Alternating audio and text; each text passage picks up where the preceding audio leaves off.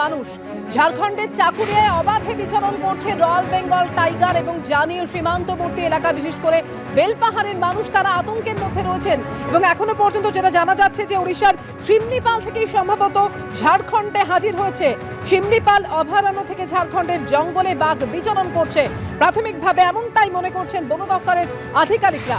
কথা বলবো অমিতাভ রাউত এই মুহূর্তে রয়েছেন আমাদের সঙ্গে। অমিতাভ, কতটা আতঙ্কের মধ্যে রয়েছেন সেখানকার মানুষ এবং বন দপ্তর কি করছে, কি বক্তব্য তাদের?